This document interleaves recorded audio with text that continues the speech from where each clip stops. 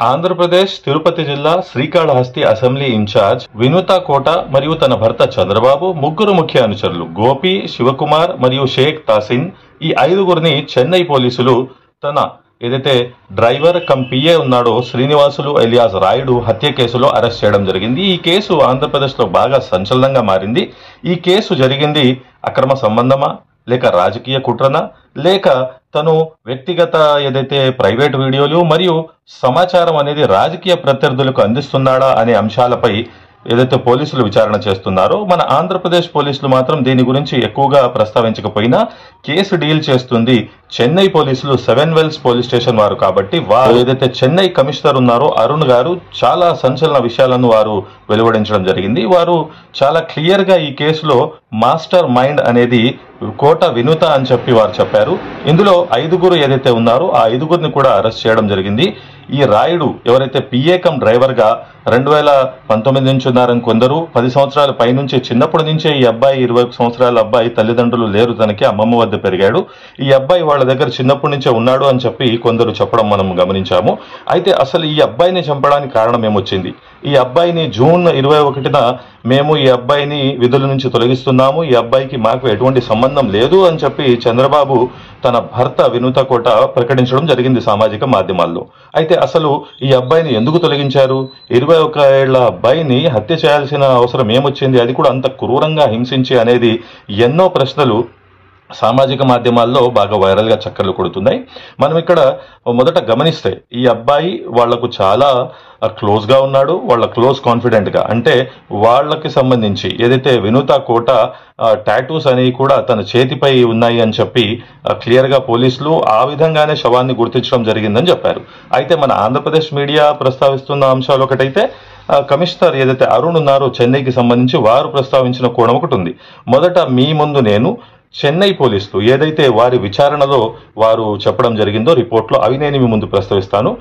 చెన్నై పోలీసులు ఏం చెప్పారంటే, జూలై 7వ తారీఖున శ్రీనివాస్ ఎలియాస్ రాయుడుని బాగా చిత్రహింసలకు గురి చేశారని, అతడి బాడీ మీద మొత్తం టార్చర్ మార్క్స్ ఉన్నాయని, ఏదో గోడౌన్లోనో ఎక్కడో నిర్మానుష్య ప్రాంతంలో తన్ని బంధించి బాగా హింసలకు గురి చేశారు.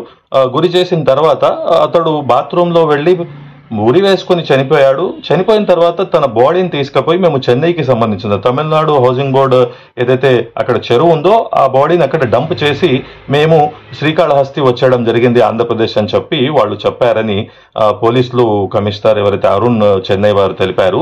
అయితే ఇక్కడ గమనించాల్సింది ఏమిటంటే, పోలీసులు మాత్రం అరుణ్ ఆత్మహత్య చేసుకోలేదు, అరుణ్ని వీళ్లే చిత్రహింసలు చేసి చంపేసి తీసుకొచ్చి చెరువులో పడేశారు అక్కడ.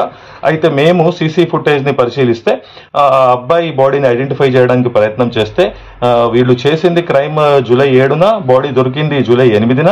పోలీసులు అంతా విచారణ చేసి ఆ బాడీ మీద ఉన్న మార్క్స్ అవన్నీ గమనించేసరికి వినూత కోట టాటూ, జనసేన టాటూ తదితర ఉండడం వల్ల వాళ్ళ అమ్మమ్మని వాకబు చేయగా ఆ అమ్మమ్మ బాడీ తనదే అని ఐడెంటిఫై చేసి కన్ఫర్మ్ చేసిన తరువాత ఈ అరెస్టులు అనేవి ప్రారంభించాము. ఒక్కొక్కరు అన్ని వాస్తవాలు తమ ముందు వివరించారని చెప్పారు. అయితే ఇక్కడ ఏ విధంగా అయితే అక్రమ సంబంధం కోణం మరియు మీకు ఒక చిన్న వీడియో కూడా ప్లే చేసి చూపిస్తాను. ఈ వీడియోలో క్లియర్ గా వినూత కోట పోలీస్ కస్టడీలో వెళ్తూ తన హస్బెండ్ చంద్రబాబు ఇదంతా సుధీర్ రెడ్డి ఎమ్మెల్యే చేయించాడు, శ్రీకాళహస్తి టీడీపీ ఎమ్మెల్యే చేయించడం జరిగింది అని చెప్పి వాళ్ళు ఆరోపించడం జరిగింది పోలీస్ కస్టడీలో వెళ్తూ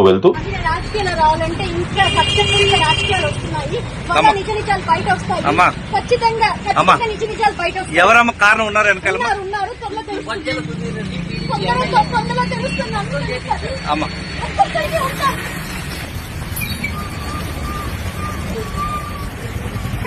అయితే ఇక్కడ ముఖ్యంగా ఈ రాయుడు ఎలియాస్ శ్రీనివాసులు ఎవరైతే ఉన్నాడో వాళ్ళ పిఏ కమ్ డ్రైవర్, ఈ అబ్బాయి ఈ వినూత కోట ఏదైతే సీక్రెట్స్ అన్ని ఉన్నాయో తనతో చేతులు కలుపుకొని అన్ని వివరాలు తనకు చెప్పేస్తున్నాడని.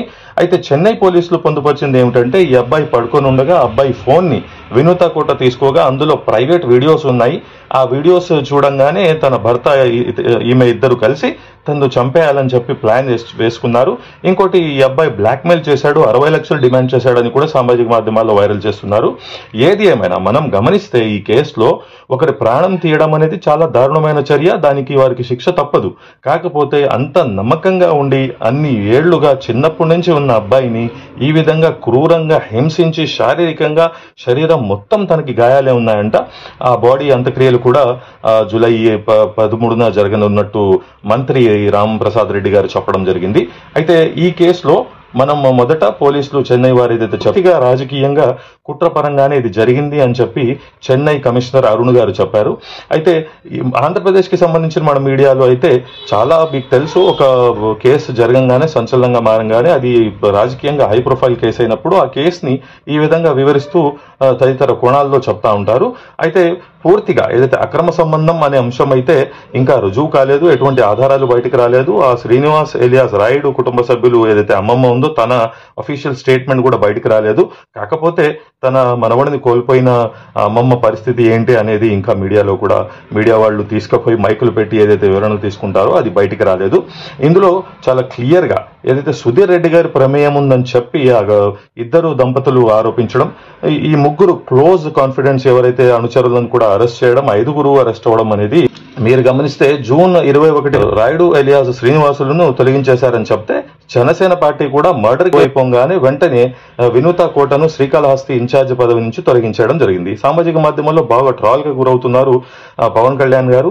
ఎన్ని రోజులుగా ఇంత జరుగుతున్నా ఈ రోజు తను అధికారికంగా చెన్నై పోలీసులు అరెస్ట్ చేసిన తర్వాత సస్పెండ్ చేసేసామని చెప్పేసి చేతులు దులుపుకుంటున్నారు.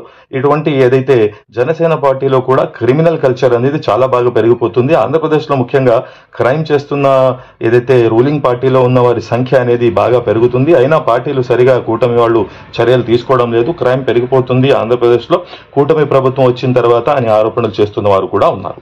అయితే ఇప్పుడు వినూత కోట కేసులో తను పార్టీ నుంచి సస్పెండ్ అవ్వడం, తన పిఏ కమ్ డ్రైవర్ ని చంపేశారు అనే ఆరోపణలో జైలుకు వెళ్లడం, తర్వాత సుధీర్ రెడ్డి శ్రీకాళహస్తి టీడీపీ ఎమ్మెల్యేపై వారు ఆరోపణలు చేయడం, మరియు వీళ్ళిద్దరే కాకుండా ముగ్గురు ఎవరైతే గోపి, శివకుమార్, షేక్ తాసన్ ఉన్నారో ఈ ముగ్గురు కూడా అరెస్ట్ అవ్వడం, అంటే ఒక హత్య రాజకీయంగా ఏదో తమను మైనస్ చేస్తారు అని చెప్పి అనుకున్న హత్యలో 5గురు జీవితాలు, ఒకరి జీవితాన్ని శాశ్వతంగా ఈ భూమి నుంచి లేపేయడం అనేది వీళ్ళు చేశారు. ఇటువంటి పని చేయడం వల్ల వాళ్ళు ఏం సాధించారు అనేది చూస్తే ఏదో తను సీక్రెట్స్ చెప్పి వాళ్ళని డ్యామేజ్ చేస్తున్నాడు అనుకుంటే పూర్తిగా క్రిమినల్స్ గా కూడా వీళ్ళు మారిపోయారు. మీరు గమనిస్తే వినూత కోట గారు ఒక పోస్ట్ పెట్టడం జరిగింది. ఇదే జూన్ నెలలో తన భర్తని అక్రమంగా 17 కేసులు వేసి ఇరికించింది వైఎస్ఆర్సీపీ ప్రభుత్వం అని చెప్తూనే తనే పెద్ద క్రిమినల్ గా ఇప్పుడు భర్తతో పాటు జైలుకు వెళ్లడం అనేది కొసమెరుపు. వినూత కోట గారు మరియు ఏదైతే తన భర్త మరియు ముగ్గురు ఈ క్రిమినల్స్ గా ఈ కేసులో మాస్టర్ మైండ్ గా ఉన్న వినూత కోటతో పాటు అందరినీ అరెస్ట్ చేశారు. మీ ముందు ఏ విధంగా అయితే వివరించానో ఆంధ్రప్రదేశ్ లో ఎన్ని వార్తలు చక్కర్లు కొట్టినా అసలు ఈ కేసు డీల్ చేస్తుంది 7 వెల్స్ చెన్నై పోలీసులు కాబట్టి వారి ప్రకటన, వారి రిపోర్ట్, పోస్ట్ మార్టం నివేదిక వీటన్నిటిపైనే ఆధారపడి ఉంటుంది. ఆంధ్రప్రదేశ్ కేసు కాస్త చెన్నైకి వెళ్లి ఇది సంచలనంగా మారి ఇటు తెదేపా జనసేన బీజేపీ ప్రభుత్వం కూటమికి తలనొప్పిగా, మరియు జనసేన పార్టీ పరువు అనేది పూర్తిగా వాళ్ళు తీసుకుపోయి ఆ చెన్నై నదిలో 50 శవంతో పాటు కలిపేశారు. జనసేన పార్టీకి బాగా మైనస్ గా ఈ ఉదంతం మారింది. ఎందుకంటే గతంలో వైఎస్ఆర్సీపీ ప్రభుత్వంలో కూడా ఒక దళిత నాయకుడిని ఒక ఎమ్మెల్సీ ఈ విధంగా చంపి డోర్ డెలివరీ చేశారని ఆరోపణలు చేసేవారు. ఇప్పుడు ఇదే కేసు జనసేన పార్టీ తెదేపా బీజేపీ కూటమిపై కూడా ఆరోపణలు రావడం, పార్టీ నుంచి సస్పెండ్ చేసేయడం అనేవి కూడా మనం చూస్తున్నాము. అయితే ఈ కేసు ఎంతవరకు ఎలా వెళ్ళిద్ది, రుజువు అవుతుందా అవ్వదా, దోషులకు శిక్ష పడిద్దా పడదా అంటే ఇటువంటి ఏదైతే ప్రవృత్తి ఉందో ఇటువంటి ఆలోచనలతో ఒక మనిషి ప్రాణం తీయాలి అనుకోవడం అనేది చాలా ఘోరం. రాజకీయాల్లో ఎత్తుకు పై ఎత్తులు, కుట్రలు, వెన్నుపోట్లు ఇవన్నీ నడుస్తూనే ఉంటాయి. కానీ అయినా కూడా ఒక 21 సంవత్సరాల యువకుడిని చంపేయాలి అని చెప్పి పూనుకొని 5 మంది కలిసి తన్ని ఘోరంగా చిత్రహింసలు పెట్టి చంపేసి తర్వాత అతడు లేదు ఊరి వేసుకొని చనిపోయాడు, చనిపోయిన బాడీని తీసుకెళ్లి మేము డంప్ చేశాము అంతే తప్ప మేము అతన్ని చంపలేదు అని చెప్పి వినూత కోట దంపతులు ఆరోపించడం అనేది కొసమెరుపు. మరి ఈ కేసు ఏ విధమైన మలుపులు తీసుకుంటుంది, ఇంకా ఎవరెవరు ఇందులో సూత్రధారులు బయటపడతారు, ఎమ్మెల్యే ప్రమేయం ఏంటి, ఆ అబ్బాయి కాల్ డోటాలో ఏముంది, ఈ కేసు మొత్తం ఇప్పుడు చెన్నై పోలీసుల హస్తాల్లోకి వెళ్ళిపోయింది.